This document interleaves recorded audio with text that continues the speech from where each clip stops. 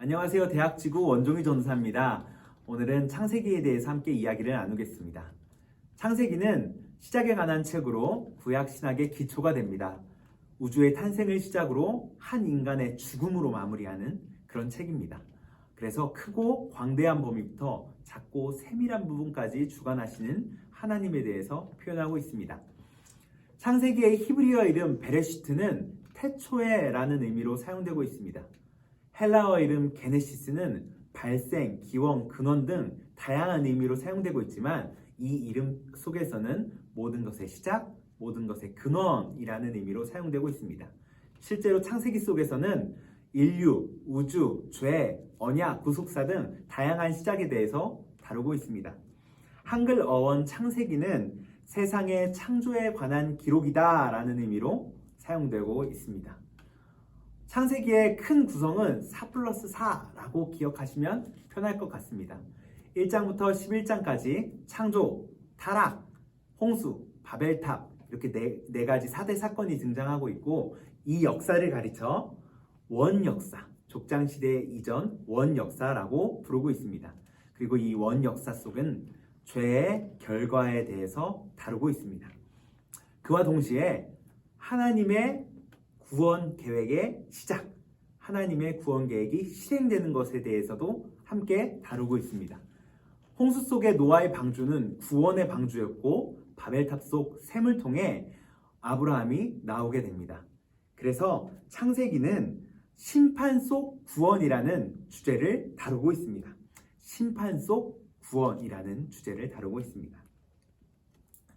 12장부터 50장까지는 아브라함, 이삭, 야곱, 요셉 이렇게 4명의 족장이 등장하게 됩니다. 이 족장 시대의 역사 속에서는 우주, 인류, 지역보다 개인의 초점을 맞추고 있습니다. 그래서 아브라함의 자손들을 통해서 이스라엘 민족이 어떻게 선택되었는지를 보여주고 있는 것입니다. 9월, 우리는 매일 성경을 통해서 요셉에 대한 이야기를 나누게 됩니다. 오늘 요셉의 이야기 속에 우리가 주목해야 할 2가지를 함께 나눠보겠습니다.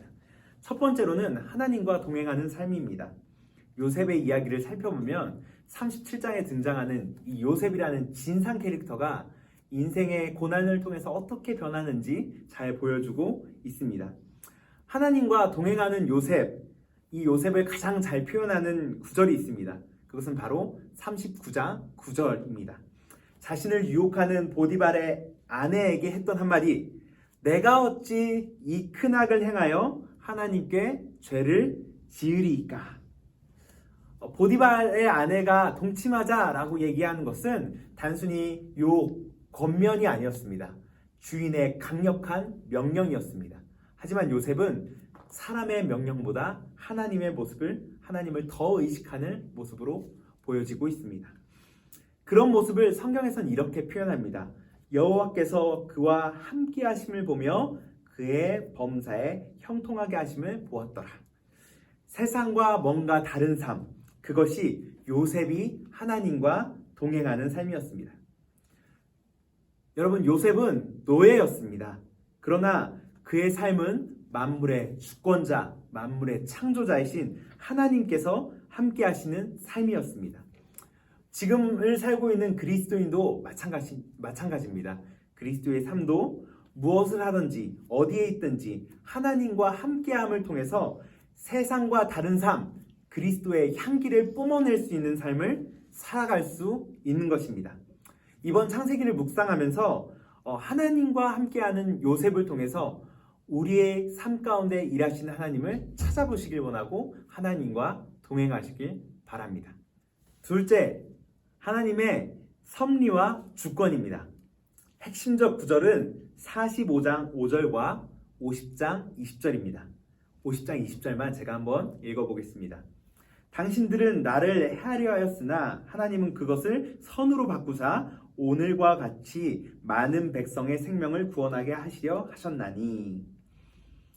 하나님께서 아브라함을 통해서 약속하셨던 모든 사람이 복을 받을 것이다 라는 약속을 요셉을 통해서 이어가시는 것을 볼 수 있습니다.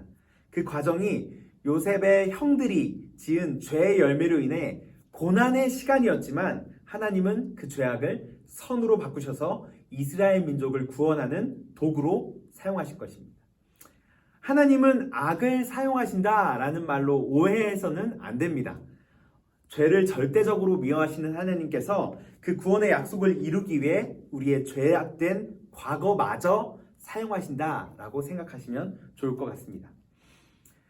요셉은 자신에게 일어난 일에 대해서 이렇게 표현합니다. 50장 20절에 당신들은 나를 해하려 하였으나, 자신에게 일어난 일이 결코 옳지 않았다라는 것을 보여주고 있습니다. 그리고 그것이 얼마나 고통스러웠냐면 첫째 아들 이름을 므낫세라고 지었는데 이 이름의 뜻은 하나님이 내게 내 모든 고난과 내 아버지의 온 집 일을 잊어버리게 하셨다라는 의미로 자신의 고통, 자신의 트라우마를 표현하고 있습니다. 그러나 이 일을 하나님께서 구원의 도구로 사용하셨다는 그 하나님의 주권과 섭리, 그것에 대한 요셉의 통찰을 우리는 볼 수 있는 것입니다. 그래서 요셉은 현재를 살아가고 있는 그리스도인들에게 하나님의 주권과 섭리를 인정할 것을 도전하고 있는 것입니다. 어떤 고난의 삶이라 할지라도 하나님의 주권과 섭리로 구원의 역사를 이뤄가실 것을 보여주고 있는 것입니다. 지금과 같이 어려운 시기에 하나님께서 나를 통해 이루실 구원, 나를 통해 이루실 그 주권과 섭리를 기대하도록 하는 것이 바로 이 요셉의 이야기입니다. 창세기 함께 묵상을 하면서 우리 이 요셉의 이야기를 통해 하나님께서 나에게 이루시고자 하는 이 주권과 섭리를 찾아가는, 그리고 그 삶을 이뤄가는 그런 시간, 그런 묵상의 시간이 되었으면 좋겠습니다.